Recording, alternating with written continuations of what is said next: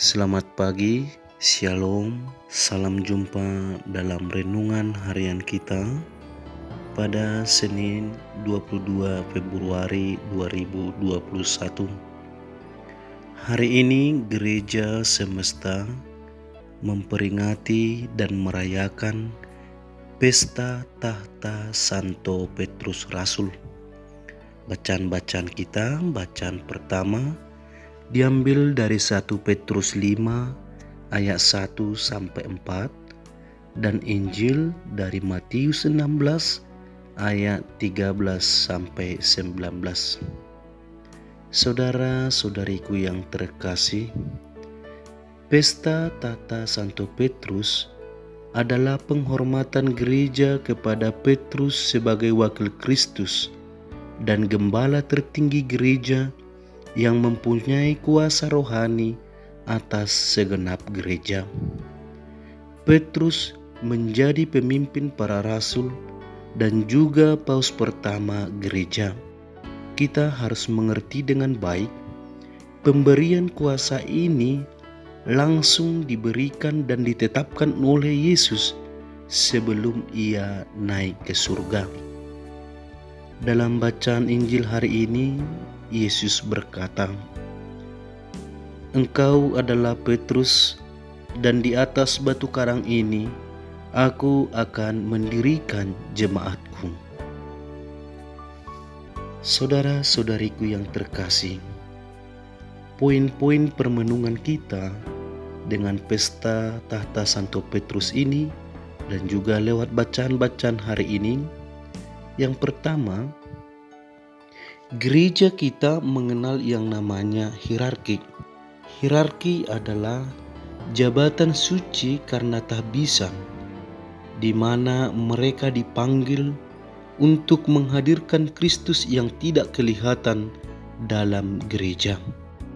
Tingkatan hierarki dalam gereja terdiri dari uskup, imam, dan diakon. Ketaatan pada hierarki adalah kekuatan gereja dan simbol dari kesatuan iman kita. Maka saudara-saudari, ditekankan kepada kita bahwa kita harus taat kepada yang namanya hierarki. Taat ini bukan taat yang buta, karena memang kita harus mengimani mereka yang masuk dalam hierarki sungguh-sungguh dipilih oleh Tuhan dan ditetapkan oleh Tuhan untuk menghadirkan dirinya di dunia ini. Permenungan yang kedua, kita semua terpanggil untuk menjadi gembala dalam tingkatan-tingkatan kehidupan kita dan juga karena status hidup kita masing-masing. Sekaitan dengan tugas penggembalaan ini, Paulus dalam bacaan pertama mengingatkan kita dengan beberapa hal. Pertama, penggembalaan kita hendaknya kita laksanakan dengan sukarela, bukan terpaksa.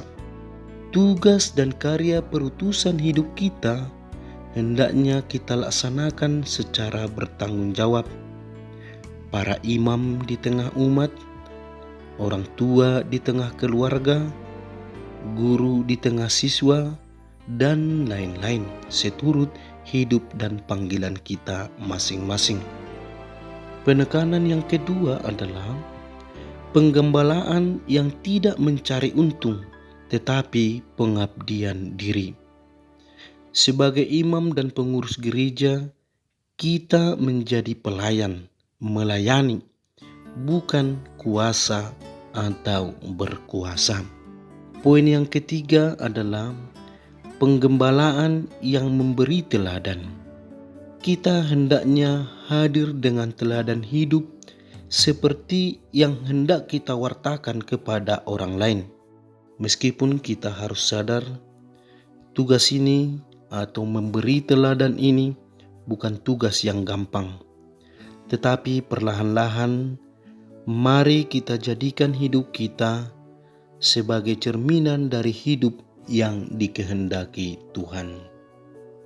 Saudara-saudariku yang terkasih, Hari ini kita mohonkan berkat agar kita sungguh-sungguh hadir menjadi berkat lewat tugas dan perutusan kita. Shalom, Tuhan memberkati kita.